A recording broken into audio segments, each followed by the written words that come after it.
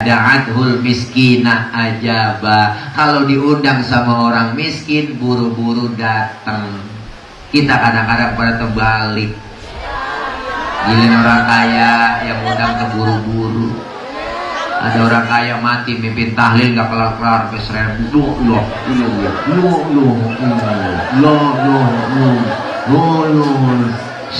dia baca. Giliran yang miskin mati tahlil 30 biji kelar. Kelar udah. Bener bu? Makanya Rasulullah itu luar biasa. Wa ya'udhu mardahum. Rasulullah demen nengokin orang sakit.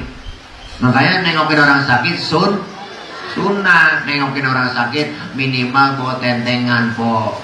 Bawa minimal jeruk 2 kilo. Jangan datang doang ke rumah sakit nengokin, kagak bawa apa-apa. Sampai rumah sakit pakai nanya, orang lagi diinfus. Apa yang lu rasain sih Ji? Yang sakit nyaut, gak ada yang gua rasa-rasa. Memang apa Ji? Ya lalu kemarin gak bawa apa-apa.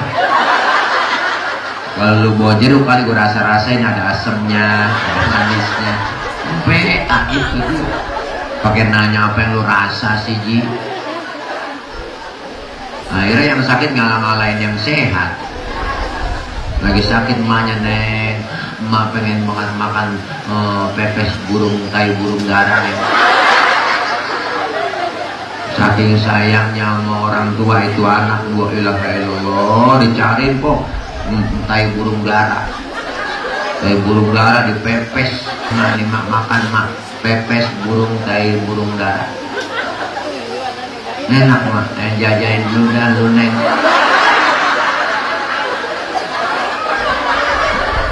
Akhirnya tuh anak jajalin. Bagaimana Neng rasanya? Pahit mah. Ya lu aja yang sehat pahit, apalagi gua yang sakit. Ya Allah Bu, ini Nabi luar biasa. Kemuliaan akhlaknya Rasulullah. Buatnya sekarang kan anak muda kak salah bang, kok jalan bareng sama aki-aki ditinggal. Apa dibilang lelet buat aki-aki ya? Aki-aki ditinggal belakangan, aki-aki nyemplung jangan gak tahu. Nih, makanya akhlaknya begitu luar biasa Nabi. Satu hari Nabi lagi dakwah kok, lagi ceramah di Taif. Lagi ceramah dilemparin kotoran onta, dilemparin batu, disambit bukan disambut, berdarah Nabi, jidatnya yang mulia, keningnya yang mulia berdarah. Marah Nabi? Enggak marah bang, Nabi enggak marah. Bukan begitu Jibril, bukan begitu. Saya dakwah jangka panjang.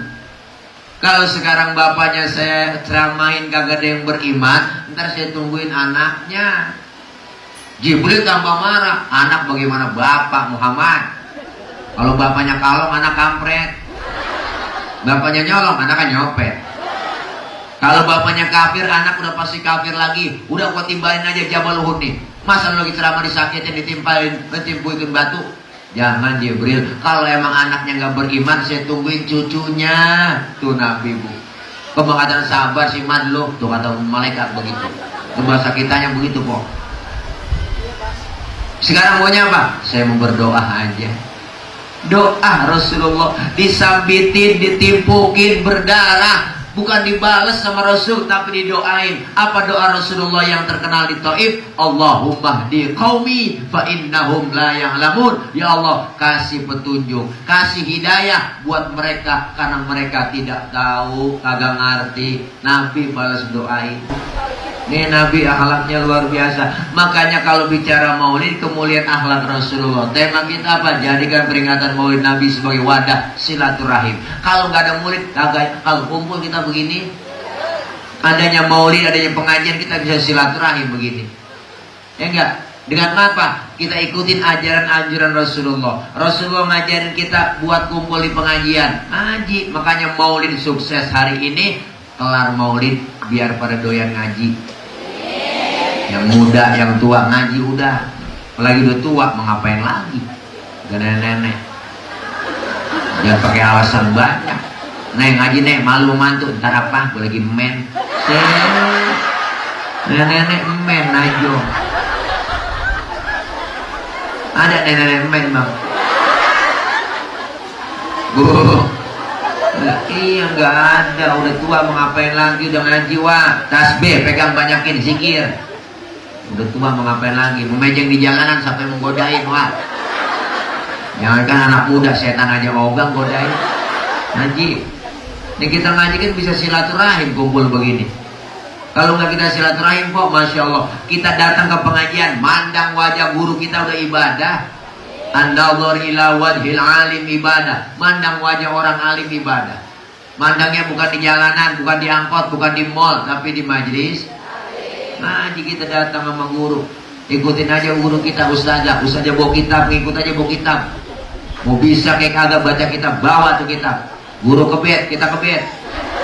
Guru tutup, tutup. Ngaji datang paling belakang, temen nanya, cing halaman berapa? Balik ke bed doang. Dicatat pahalanya sama seperti sholat sunnah 1000 rakaat. Kita pernah sembahyang 1000 rakaat. Buru-buru 1000. Bayang terawih dengan jadwal imam. Ngaku aja kok. Malam ini terawih imamnya dia. Ya lama nih. Lama udah kalau dia jadi imam, lama udah pindah ke terawih. Bener kok. Pahalanya gede banget. Silaturahimnya kita nyambung begini. Orang yang rajin silaturahim umur panjang, rezeki murah. Kita datang kemari udah kelihatan rezeki kita tuh besek. Coba kalau kagak datang kemari dapat itu besek. Agak. Ada yang ngomong bilang dapat Ustaz. Iya cuman beli beda. Ini luar biasa silaturahim. Umur panjang. Orang yang rajin silaturahim umurnya panjang. Mati rada jauh. Mati rada jauh kok. Israel udah pegang catatan. Berangkat Israel mau ke kampung ini. Pas mau dicabut orangnya kagak ada. Di rumah gak ada.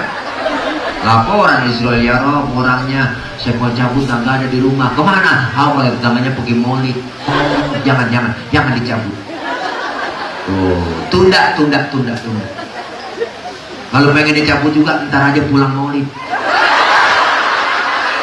Di Ramadan kagak ada yang pulang. Ingat dia, ya Allah, di penghujung tahun saya mau ibadah, ntar malam saya mau bangun tahajud. Bangun tahajud kagak jadi lagi Israel. Ya Rob, lagi tahajud orangnya. Jangan dicabut lagi tahajud. Ntar aja habis subuh. Habis subuh dia ingat ntar mau sholat duha sebelum masak. Sholat duha, ya Allah, orang lagi sholat duha jangan dicabut, orang lagi sembahyang duha. Luar biasa, umur panjang, rezeki murah. Manfaatnya kita ngaji, dosanya diangkat. Ini dosa-dosa kita kan dirontongin kumpul begini. Jangankan kumpul kok, kita salaman aja sama sesama muslim ya. Salaman nih, selama itu masih kita pegang salaman tangan sama, dihapus dosa-dosa kita. Apalagi kita kumpul begini. Benar, dosa kita dirontongin ngaji begini, diusap, dihapus, dipek, digebek. Raba dada kita masing-masing bu. Banyakkan dosa sama ibadah. Dosa sama orang tua ada. Dosa sama saudara, sama teman, tetangga. Yang sengaja, nggak sengaja. Apa yang dosa sama suami, masa berkabrak juga. Yang belaga-belaga budak nih, dosa sama suami. Mau berangkat ngaji lagi diperintah. Gue ngaji dulu bang, ntar kalau hujan jemuran lu angkatin. Ada tuh bini begitu. Lemes banget mulutnya. Gue mau ngaji bang, kalau hujan jemuran lu angkatin no. Lagi tidur laki bangunin salah. Bangun bang, bangun. Lu lihat no, udah jam berapa? Laki lagi tidur disuruh ngeliat jam. Kan salah itu. Ibu aja yang melek ngeliat jam pakai nyuruh laki. Bangun bang, bangun bang. Tuh masya Allah, dosa-dosa yang gak sengaja banyak. Maka istri yang soleha yang suka ngaji, ilmunya ada, sama suami hormat, nurut, taat, alhamdulillah. Yang suka ngaji, ibu pulang melaki dari mana-mana, dicium tangan sama istrinya, sreset, plok-plok-plok. Dicium tangan cipika-cipiki, cium pipi kanan, pipi kiri, mantap bener kok. Pahalanya sama seperti kita mencium hajar aswad. Nyium hajar aswad kan rada susah, ongkosnya gede. Di rumah aja po yang rada gampangan. Iya, laki pulang dari kemana-mana kan. Nah, nyium tangannya sama nyium hajar aswad. Hajar artinya batu, aswad artinya hitam. Suami kita pulang, ya Allah batu hitam sampainya. Langsung aja endus aja kok. Ini kadang-kadang nyium tangan suami paling banter lebaran doang. Laki pulang sembahyang ini habis itu bro, bang redoin saya bang ya. Habis bang. Lebaran 3 hari beras habis, nangis manyun aja. Ya Allah bang, Masya Allah pahalanya luar biasa. Ngaji ilmu ada. Sekarang orang mengaji rada ogah, kumpul di majlis talim rada kagak mau. Mikirnya yang praktis, yang instan. Ngapain ngaji sama kiai? Udah gak zaman ngaji. Sekarang udah zaman internet, tinggal buka ketik di Google, nanya apa aja nemu. Makanya ngajinya sama Google doang. Wawadul yamin ala shimal, meletakkan telapak tangan kanan di punggung tangan kiri. Naronya sedekap jangan di atas dada, jangan di bawah pusar. Kalau di atas dada begini tuh orang lagi ampeng. Kalau di bawah pusar saya tambah curiga. Jangan-jangan nggak pakai celana dalam semuanya. Di atas pusar, di bawah dada, pas tengah-tengah. Laki-laki berdiri sholat, lebar kakinya sejengkal, nggak boleh lebih. Perempuan kalau sholat kakinya rapet. Kenapa laki-laki sholat kakinya nggak boleh rapet? Kegencet. Dia empok kagak ngerasain. Kan kagak enak kok ada sesuatu yang ganjel. Gil. Nah. Tuh, ada aturan fikihnya. Perempuan sholat kakinya nggak boleh bekakak lebar. Lah, angin kencang dari belakang, seriwing. Ada aturan fikihnya. Makanya kita diajarin ngaji ilmu biar ada di situ, bener kok. Paham tahu orang al ilmunya ada, ibadah bener. Ilmu bikin hidup jadi mudah. Orang ada ilmunya gampang. Saya ngomong begini, yang di pojok sana pada kedengeran loh. Mau yang ujung sono kedengeran. Kenapa? Karena ngomongnya pakai ilmu. Ilmu apa? Ilmu teknologi, sound system. Kalau nggak ada speaker, lecet ngorokan. Ini ilmu. Ngomong pelan yang jauh kedengeran. Saya pernah tabligh akbar, jamaah ribuan. Saya cek sound dulu, cek sound. Bapak ibu yang di pojok sono kedengeran nggak? Enggak. Ya berarti kedengeran. Karena dia nyaut. Yang di sana kedengeran nggak bu? Enggak. Ya berarti kedengeran. Ini ilmu bikin hidup mudah. Hari ini terjadi di Amerika bisa kita tahu lewat mana? Televisi, ilmu teknologi. Bu ya, ngaji kelar maulid ilmu ada, ibadah jadi bener. Alhamdulillah. Ini sekarang orang sama ngaji rada gua. Orang ilmunya banyak, salah narok diomelin, apalagi yang gak ada ilmunya. Ilmunya ada nih, salah narok diomelin, apalagi yang gak ada ilmunya. Enak, qori boleh baca begitu. Kenapa? Karena ada ilmunya. Ilmu kiroat, ada lagu-lagunya, ada lagu bayati, lagu nahawan, sobasika, jiharka. Bahkan Rasulullah bilang, apa kata Rasul? Zayyinul Quran bi aswatikum, hiasi Quran dengan suaramu yang bagus. Boleh qori baca begitu, ilmunya ada. Tapi ketika jadi imam sholat di musola, di masjid, itu qori nggak boleh bacanya kayak tadi. Ini mentang-mentang qori internasional jadi imam. Allahu Akbar. Baca Fatihah. Bismillahirrahmanirrahim. Wah, makmum teriak kelamaan, Mang. Lah kalau sodan po. Ini orang punya ilmu salah narok. Biar qori internasional, kalau lagi jadi imam sholat tetap bacanya murattab. Bismillahirrahmanirrahim. Alhamdulillahirabbil alamin. Murattal.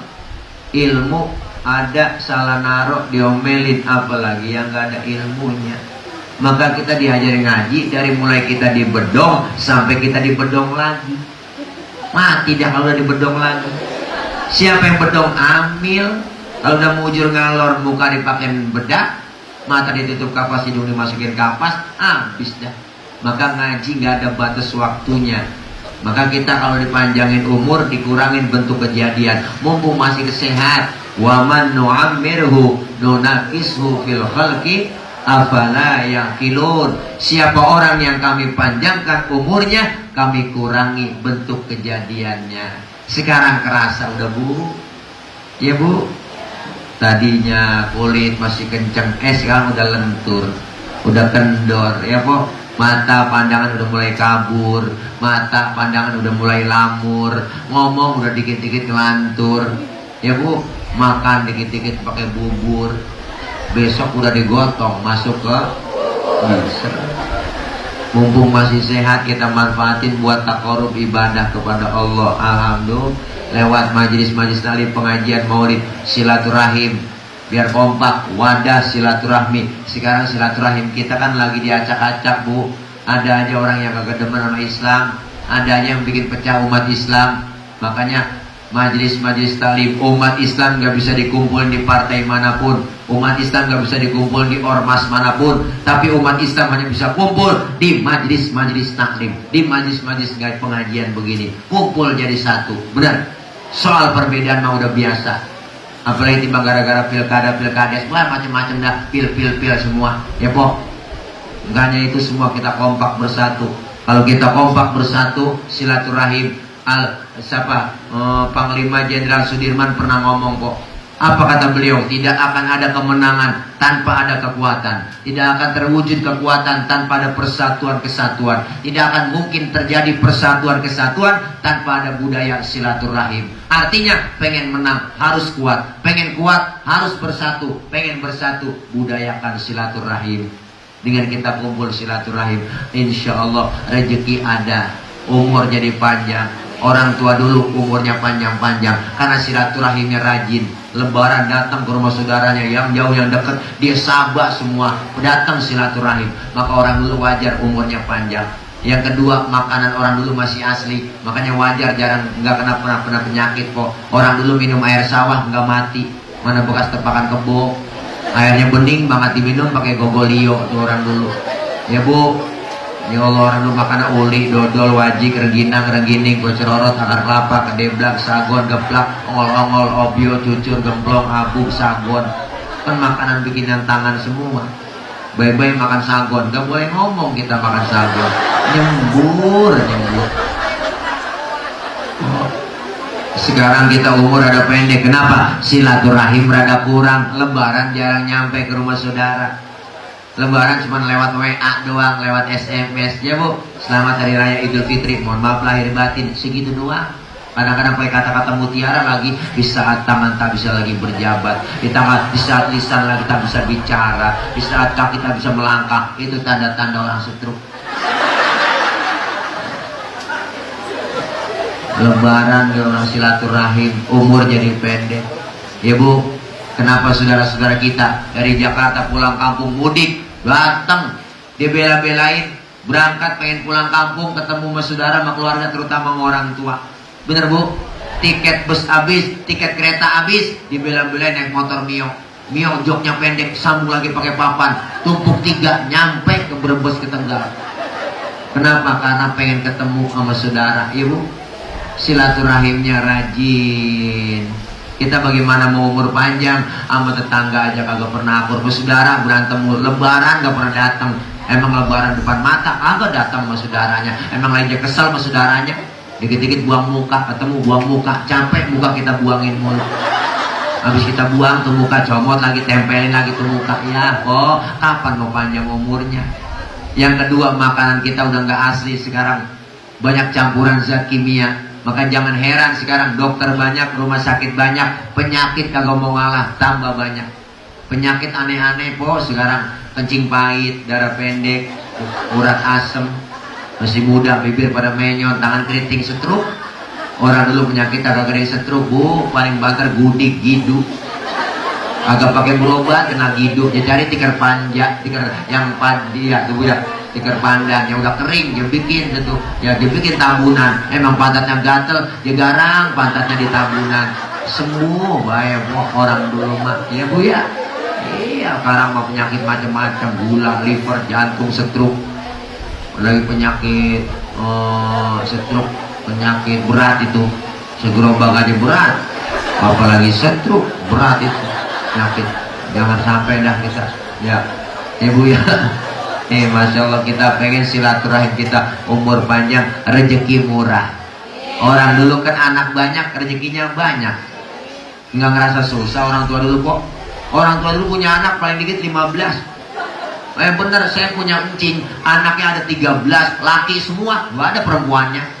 Setahun satu, hidup semua kok. 13, laki semua, mukanya sama kayak nyamuk. Sama semua, ribet kita bedainnya. Tuh, nyak di rumah ada 12 nyak anaknya. Tuh, enggak, sekarang udah tinggal 6 apa tinggal 5. Habis memang kalau makan berebut, ada keinjak satu mati. Enggak dipikirin, emak masih banyak yang lain, biarin. Punya tuh, Masya Allah. Ada yang kelolo dan makan buku saking serakahnya, kelolo dan makan, mau berebut mati. Tuh, tinggalan 5 sekarang.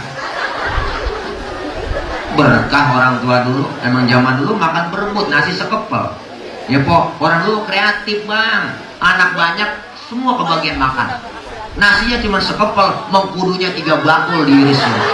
Doang mengkudu, kapuruk nasi sama mengkudu. Makan aja berebut itu. Gua Allah. Emang bukan orang susah. Bapak emak di rumah bukan kok. Nggak ada, saya turunan orang miskin. Mohon maaf, bener bu. Mangkong cing semuanya nggak ada yang miskin, fakir. Kalau miskin masih mendingan, dapat raskin lah. Kalau fakir kan keblangsak pisan. Boro-boro, belum pernah saya diajak itu kali ke rumah makan dan makan daging. Nggak ada kok. Ya Allah, menes kok zaman dulu. Paling makan daging ada yang mati tuh, tahlilan. Baru makan daging dah. Daging dapat sekepal sama bapak dari besek, dikopetin menyak dikit potong. Ini neng, makan neng, nggak berasa daging kok, berasa kecap doang. Bener dah asli. Ya Allah, pernah 3 bulan nggak makan daging, nggak ada yang mati. Adik saya pakai nanya, bah emang kagak ada yang mati apa bah? Bapak bawa sorban dari depan rumah, ntar kali neng sore-sorean. Alhamdulillah ada aja, bu. Berkah banget. Banyak ada yang mati, keluarga saya girang dah, gembira, makan enak. Ngikut tahlilan, lu ngikut sana, ngikut emang gue kagak masak di rumah, ngikut sana tuh katanya begitu. Masya Allah, lihat orang dulu, anak banyak tapi lihat tuanya orang tua kita bu. Anak semuanya yang 15 orang, datang lebaran semua datang, silaturahimnya luar biasa. Udah zuhur 5 menit lagi, tuh udah, ibu datang anak yang pertama lebaran bawa duitnya, lebarannya maafin saya kemarin gak bawa duit, gak apa-apa, ini ada duit gopek buat beli sirih 500.000 sirih kok. Anak yang keduanya, lebaran maafin mas ya pak ya, kemarin gak bawa apa-apa pak, ada duit 1 juta buat itu bako 1 juta, doer bibir kok. Dikumpulin 15 orang, dapat 9,5 juta. Girang banget nih, nyalo pegang nih hadiah dari anak lo 9 juta. Emak bukan girang kok, nangisnya kita. Nangis, ditanya sama lakinya, ngapa lo pakai nangis bukan girang? Gue nyesel bang. Nyesel ngapa? Nyesel bikin 15.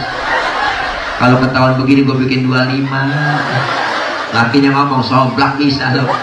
Ya Allah kok, ini silaturahim kita. Gak ada ruginya silaturahim kita, bukan hanya di dunia hari ini, tapi kumpul nanti kita bareng-bareng bersama di bawah bendera Rasulullah SAW.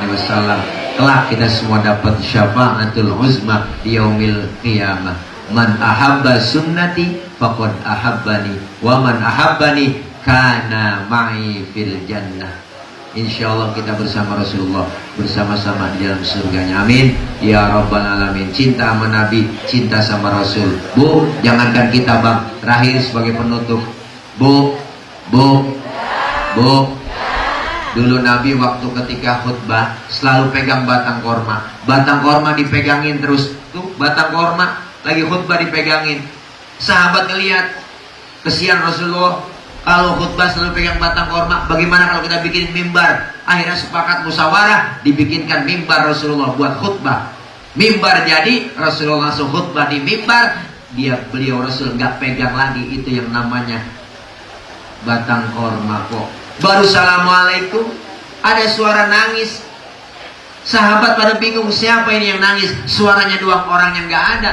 Ternyata yang menangis itu batang kurma. Wa atakal audu yabki wa tazallal baina yadaika. Datang sebatang pohon kurma menghadap Rasulullah dalam keadaan menangis. Apa kata batang kurma? Ya Rasul, kenapa sekarang aku gak dipegang lagi? Dulu sebelum ada mimbar aku selalu engkau pegang. Karena aku cinta kepadamu, aku takut kau gak sayang lagi kepadaku. Karena aku gak pernah kau pegang lagi. Apa kata Rasulullah? Hai batang korma, karena kau cinta kepadaku, sayang kepadaku, kau akan masuk surga bersamaku, dan buahmu akan dimakan oleh penghuni surga.